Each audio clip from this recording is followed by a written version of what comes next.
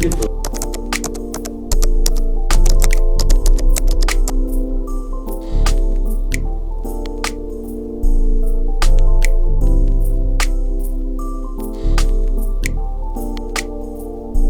wale watu unawapata ndio unaenenda nao katika kuwafundisha Biblia na kuwafanya wanafunzi ndio waweze kuwa wafuasi wa Yesu ambao wamekomaa na wanazaa matunda.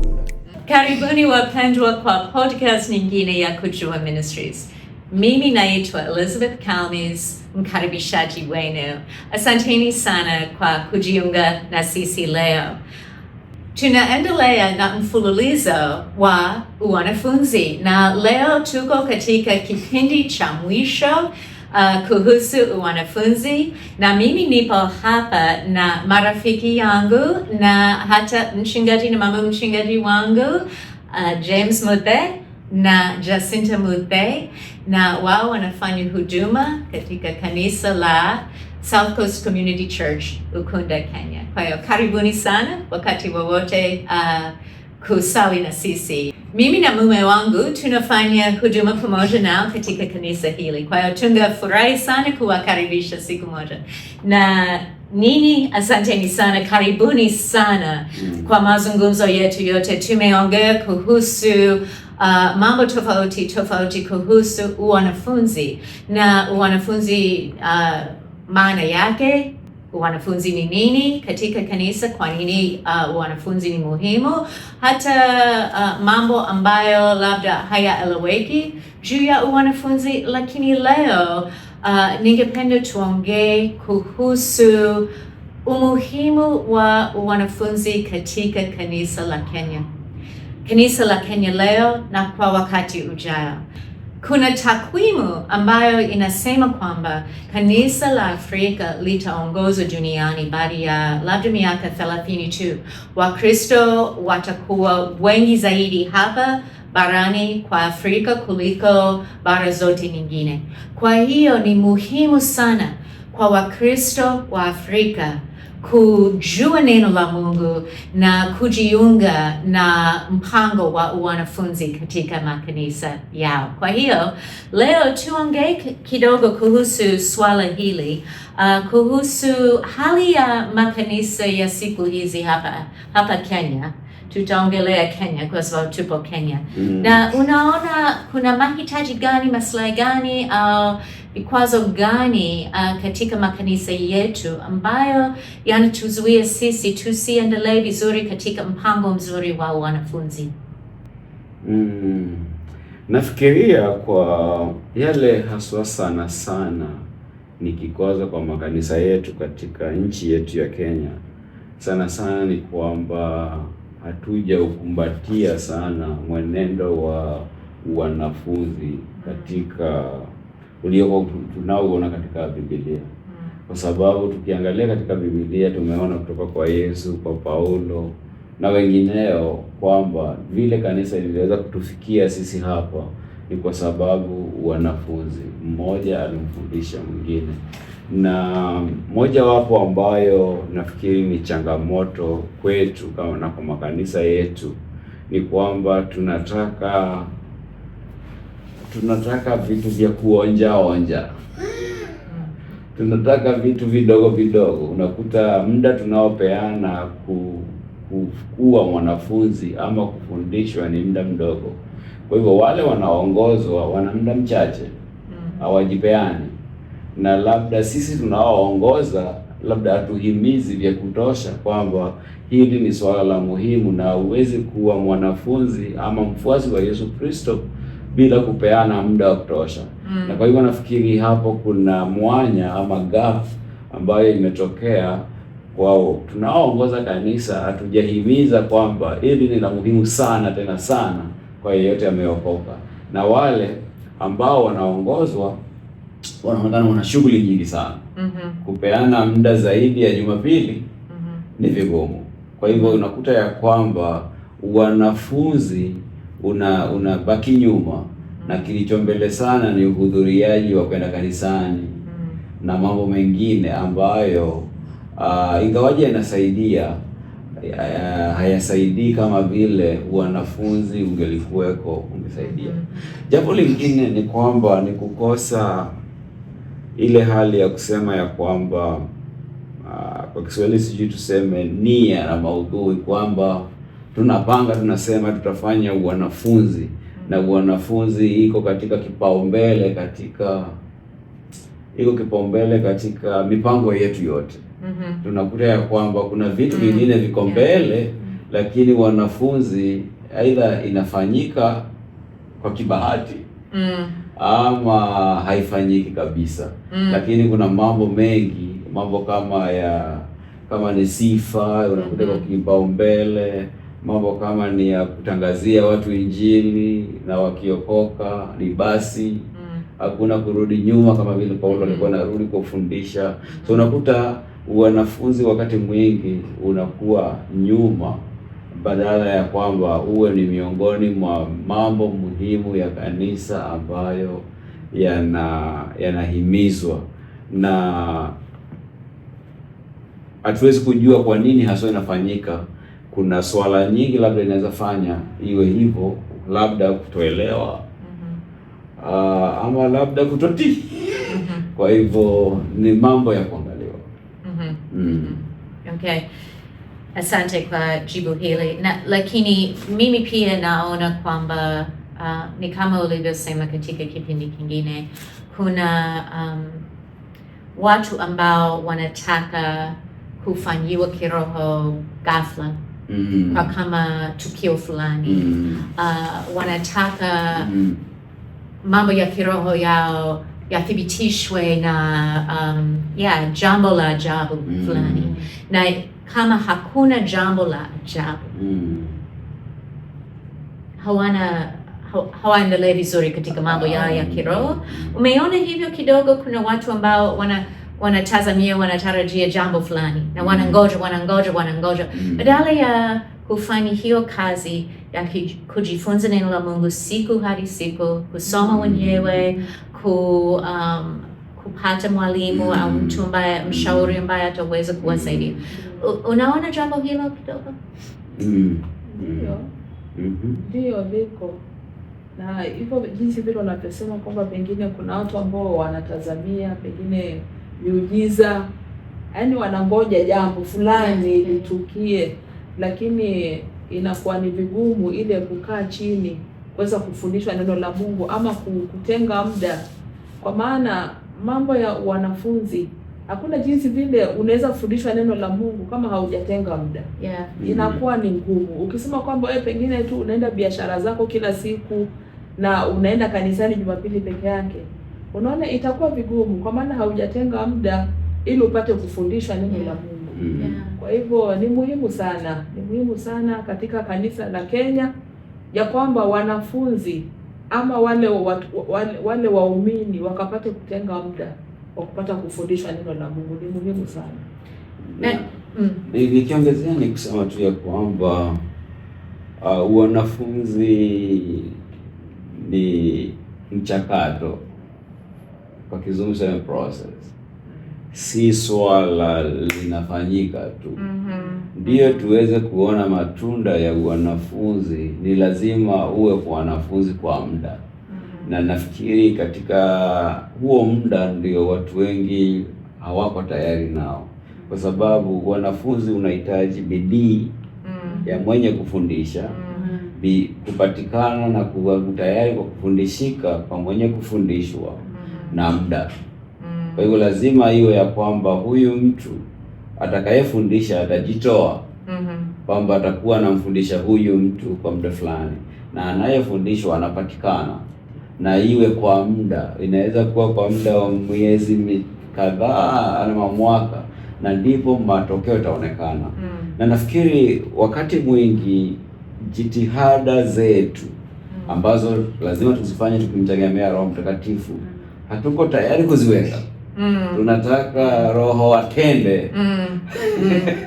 Ni rahisi zaidi kama amefanya hivyo. Nikae tu nipokee na nibadilike. Kama nilikuwa mtu ambaye ahudumu, nianze kuhudumu. Kama nilikuwa mtu ambaye ajui, anaanza kujua. Kwa hivyo tunatarajia, wakati mwingine unakuta kwa watu wengi wanatarajia kwamba litafanyika kwa bila jitihada zake, bila yeye kujitoa. Na nafikiri hilo linaregesha nyuma, kwa sababu ile hali ya kwamba Mungu ni Mungu wa miujiza, na Mungu kweli anatenda miujiza, lakini nafikiri sasa tumeweka kila kitu ni miujiza. Hata yale Mungu amesema, kama vile aliwaambia Wanaisraeli, fundisheni watoto wenu, anawaambia wafalme, andikeni kitabu hiki kwa kalamu yenye wenyewe, fundisheni wa makuhani, nyinyi fundisheni hawa watu na muwakumbushe sheria zangu. Hiyo yote tunafanya kama kwamba kwa sasa hiyo haiwezi. Sasa kwa sasa tunaweza pokea hizo vitu ambayo ni kukomaa na kufanana na Yesu Kristo katika hali ya kimiujiza bila sisi jitihada zetu. Na nafikiri hiyo kwa kukosa neno nzuri ni kusema tunaweza kuwa na uzembe fulani. Na unakuta katika hii hali ya kutofanya, unakuta umekaa miaka 5, 10, hata 15, unakuta kwamba ukiangalia nyuma haujakomaa. Na ni kwa sababu ulikataa kujitoa na kujiweka chini ya mahali ambapo unaweza fundishika. Nafikiri hiyo ndiyo swala ambalo linasumbua na linavuta sana katika hali ya kupata watu ambao wanaendelea kukomaa katika makanisa yetu, kwa sababu hawatoi muda kwa wanafunzi.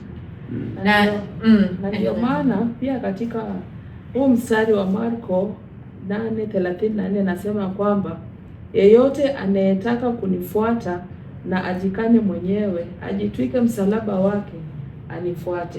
Kwa hivyo ni lazima tutenge muda tukitaka kuwa wanafunzi, tukitaka kufundishwa neno la Mungu, tupate kufanana na Yesu. Ni lazima tutenge muda ndio tuweze kufundishwa, na pia sisi tuweze kufundisha wengine. Maana hakuna yeyote ambaye anaweza fundisha kama yeye mwenyewe hajafundishwa. Hawezi ukatoa chenye wewe hauna. Kwa hivyo lazima ukuwa umefundishwa ndipo naweza kufundisha wengine. Kwa hivyo ni muhimu sana tujitolee ili tuweze tukapate kumfuata Yesu. Amen. Na mstari hii ni mzuri kwa sababu Yesu alisema anahitaji kujikana, ndio mwenyewe. Na mara nyingine sisi tunapenda kujifurahisha, tunapenda kujitegemea, ndio katika maisha. Na Yesu anatuomba sisi kujikana, na hatutaki kusikia hivyo. Tunataka kupewa, tunataka kujazwa, tunataka hayo yote, lakini njia inayoelekea hali ya kujazwa ni njia ya kumfuata Yesu siku hadi siku. Na hata umenikumbusha mlipoongea kwamba shida kubwa huku, najua nimeambiwa hivyo mara kwa mara, wanawake, nimeambiwa wanawake wa Kenya hawapendi kusoma. Na mimi si maana kusoma shuleni, lakini kusoma vitabu, kusoma Biblia. Hawataki kusoma, na sijui kama ni kweli, lakini kile ninapomuuliza mwanamke, wengi hata wenye elimu wanasema ndio, ni kweli hatutaki kusoma. Lakini shida kubwa ni ukitaka kuwa mwanafunzi wa Yesu unahitaji kusoma neno kidogo, au sio? Kwa hiyo na kusoma neno ni kazi, na labda ni kazi ambayo hutaki, lakini Yesu alisema kujikana. Na labda katika kujikana ni kuinua Biblia yako hapa na kufungua Biblia na kuanza kusoma. Na ukiwa na mtu kama mama mchungaji wetu au mwingine ambaye mchungaji wetu ambaye anaweza kukana wewe kuonyesha, uanze kusoma hapa. Soma sura hizi katika wiki hii, na wiki ijayo tutaongelea hizo. Unaanza hapo kidogo, lakini kuna umuhimu katika kusoma neno. Na unahisi katika kanisa si kanisa lenu tu, lakini kanisa la Kenya, unahisi wangapi wamewahi kusoma hata Agano Jipya moja mpaka mwisho, labda katika mwaka? Wangapi unahisi wamefanya hivyo katika maisha yao?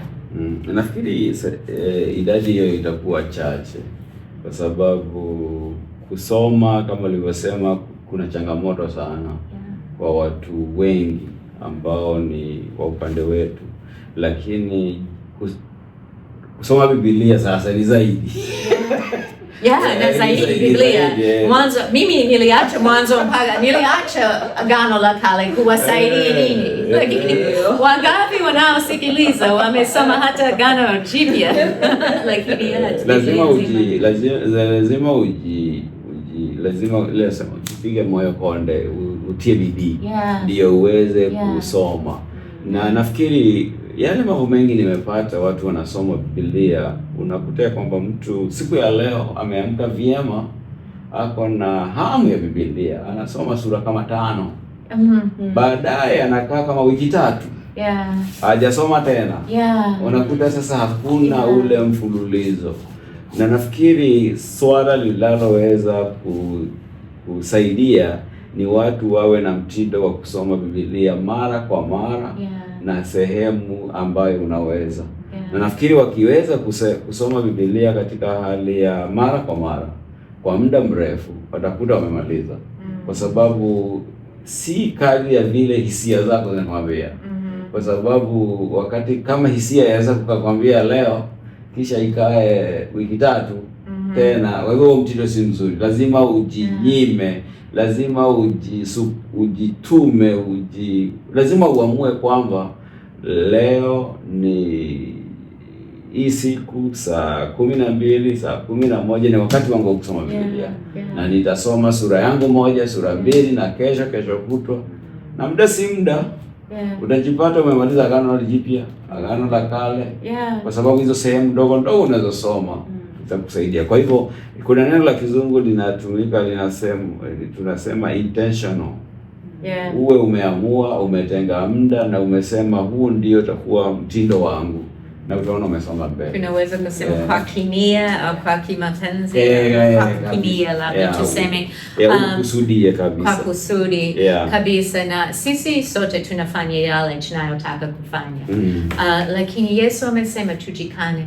Na kama unahitaji kuamka nusu saa mapema zaidi, hata robo saa, ukianza kidogo katika robo saa unaweza kumaliza sura, hata katika dakika 10 labda kumaliza sura moja.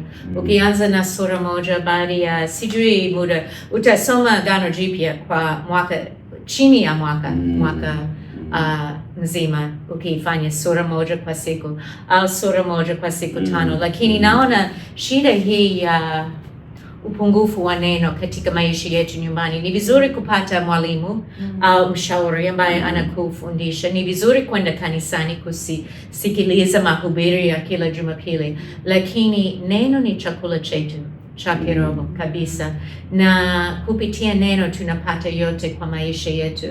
Na mimi nisingekula chakula leo na kungoja mpaka wiki ijayo au wiki 3 zijazo, ndio nisingefanya hivyo. Lakini tunafanya hivyo kiroho. Na jambo la kwanza, kama huna mwalimu, kama huna, labda husali kanisani au labda unasali kwa kanisa ambalo halifundishi neno vizuri, lakini wewe mwenyewe unaweza kusoma neno na kufunzwa na Yesu Kristo mwenyewe kupitia Roho Mtakatifu. Kwa hiyo nilitaka kusema hivyo. Lakini kwa mwisho, kwa kauli zenu, mnafikiri kwamba utekelezaji wa wanafunzi ungesaidia kanisa la Kenya kuwa na mpango fulani, na kwa nini? Nafikiri kusema tu kweli ni kwamba kila kanisa linaelewa swala la wanafunzi. Nafikiri kwa kiwango fulani, kuna wale hawafanyi kwa sababu hawajui.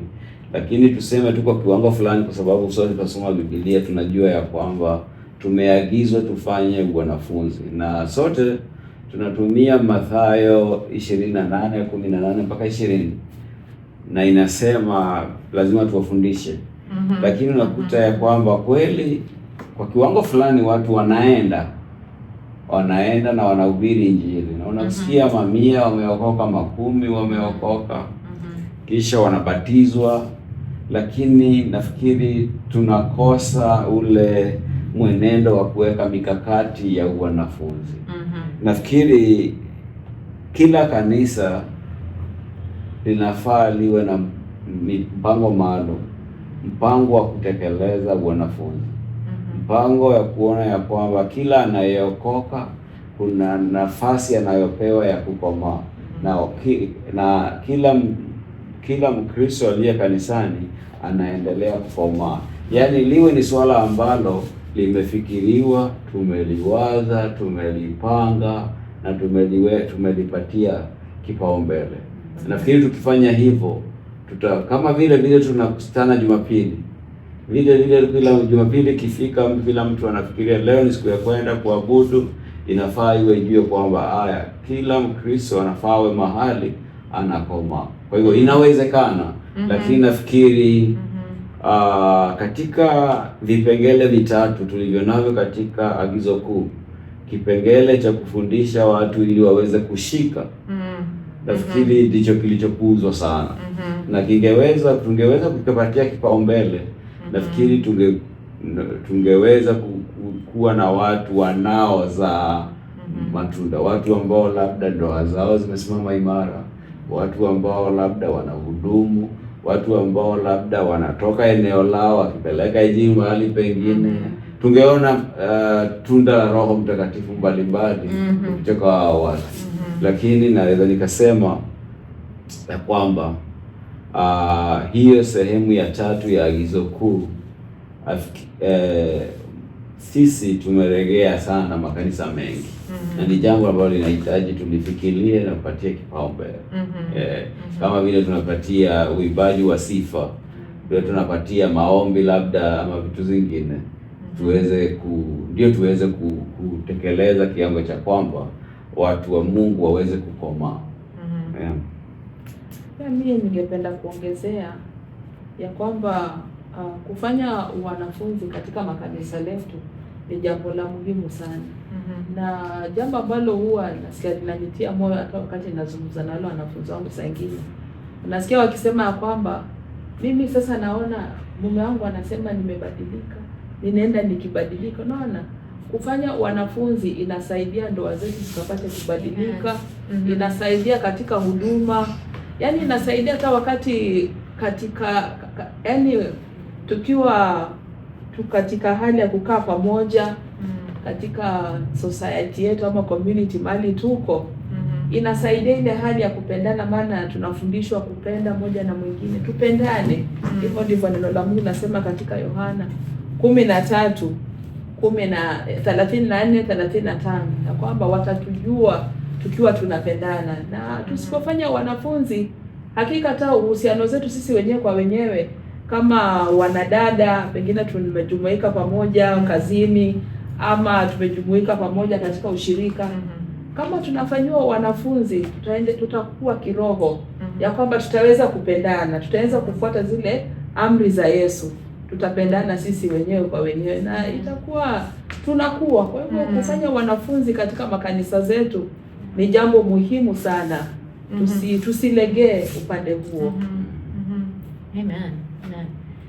Najua nimeona huku Afrika Mashariki katika maisha yangu ya kufundisha wanawake huku, nimeona kwamba wanawake wana nia sana ya kumwabudu Mungu. Na ninaongea kwa upande wa wanawake kwa sababu huduma yetu ni kwa wanawake. Lakini nimeona kwa mioyo yao wanataka kumjua Mungu. Lakini kwa hiyo wanafanya kama wanavyotaka, wanafanya maombi kwa bidii, wanatafuta ishara, wanapenda kumwona Mungu.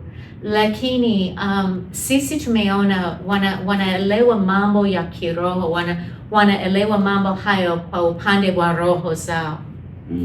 Lakini roho zetu zinahitaji kusemwa na ukweli na msingi wa neno la Mungu pia, ili tumwabudu Mungu kweli katika roho na kweli, kama Yesu alivyomwambia yule mwanamke Msamaria. Kwa hiyo wanafunzi ni sehemu kubwa sana kwa maisha ya Mkristo. Unaweza kumwabudu kwa roho, lakini roho yako inaweza anguka kidogo. Roho yako haina uimara katika haikai vizuri kila wakati, lakini neno la Mungu ni thabiti kabisa. Neno la Mungu li hai. na neno la Mungu pamoja na roho zetu kupitia Roho Mtakatifu kufanya kazi, tukiwa wazima, tukikomaa katika hayo yote, tutaweza kumwabudu Mungu katika namna anayotamani. Na tukimwabudu tu kwa roho, hatumwabudu kama anavyotaka kuabudiwa. Tukimwabudu kwa kweli tu, hatumwabudu kama anavyotaka pia. Lakini nataka kusema asanteni, na mchungaji, ukiwa na maneno ya mwisho ya kusema, labda tu ukitaka ya mwisho sema machache na tutamaliza kipindi chetu. Sina mengi. Nafikiri yangu ni kufurahia kwa nafasi hii ya kuzungumzia kuhusu wanafunzi yangu, na pia ni kuwahimiza wapendwa wetu ni kwamba hakuna njia nyingine ambayo Mungu ametengeneza kando, na kwamba lazima tukomae katika neno lake na tukimtegemea Roho wake Mtakatifu. Na watu wengi sisi tunatafuta njia fupi, tunatafuta njia labda ya kufanya mambo mengi, kuhudumu kanisani, kuimba, na tunakwepa jambo ambalo kweli linaweza kutufanya sisi tuwe Wakristo ambao wanazaa tunda ama wanazaa matunda maishani mwetu. Na nafikiri itakuwa ni la kusikitisha sana tujione kama tumekaa kanisani miaka nenda miaka rudi na hatubadiliki. Na ni kwa sababu gani hatubadiliki? Ni kwa sababu hatutii ile hali ya kukomaa katika kujua Mungu na kumtegemea Roho Mtakatifu, na ili hali tunaendelea kuwa makanisani. Kwa hivyo sisi ambao tumekomaa, tuwe tayari kuchukua watu wengine ambao wanaendelea kukomaa, tuwafundishe.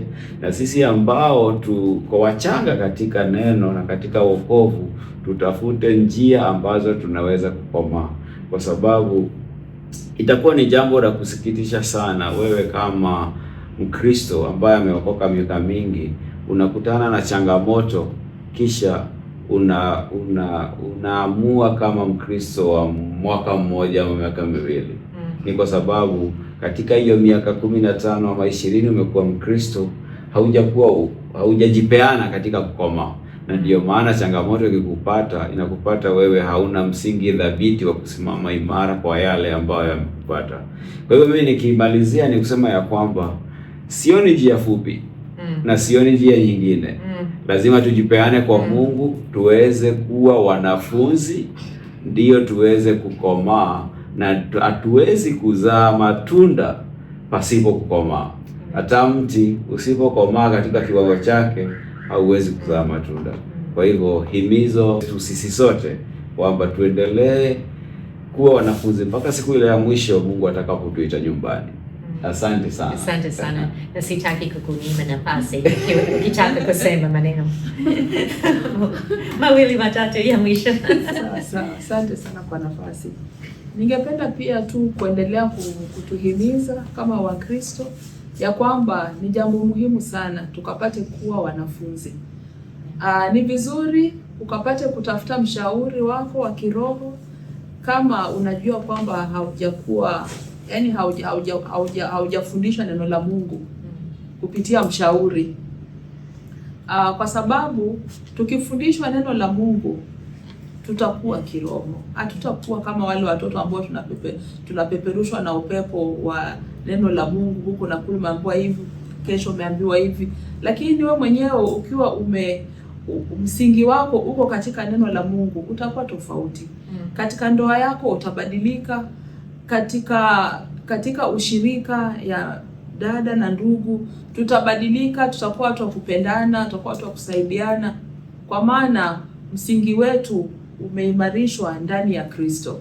Kwa hivyo ningependa kututia moyo, tuendeni tukapate kufanywa wanafunzi. Tafuta mshauri akufundisha neno la Mungu, ni muhimu sana. Ama akija kukuuliza, tafadhali kubali ili uweze kufundishwa neno la Mungu, maana maisha yako haitabaki jinsi ulivyo. Lengine pia ningependa kuwatia moyo ni katika kusoma neno la Mungu, maana neno la Mungu ni muhimu sana katika maisha yetu sisi sote kama Wakristo. Kama mimi binafsi huwa nahakikisha nikiamka asubuhi, nimeamua ya kwamba nitasoma Biblia yangu. kama nitasoma sura moja ama nitasoma kiasi verses mistari fulani, lakini nimesoma neno la Mungu. Na ninahakikisha kabla nianze siku yangu, nihakikisha nimesoma neno na nimeongea na Mungu wangu. Ni muhimu sana, maana nikianza siku yangu bila kusoma neno la Mungu, basi siku yangu itaisha hivyo. Nitajipata sijaomba, nitajipata sijasoma neno la Mungu. Na nisiposoma neno la Mungu, sitaimarika katika neno la Mungu. Kwa hivyo Mungu awabariki na tunawapenda sana. Amen. Well, ninakubaliana nao kabisa na ninawashukuru sana kwa kuja hapa na kuwa tayari kuongea kuhusu jambo la wanafunzi. Na wanafunzi uwe karibu nasi katika safari yetu ya maisha mpaka tuonane na Yesu Kristo siku moja. Kwa hiyo tunawapenda na asanteni sana kwa kutusikiliza. Wa Yesu juu ya wao wawili waliojenga nyumba moja juu ya mwamba, ili tuendelee kufundishana au kufundishana. ndio. Kwa hivyo na wa Yesu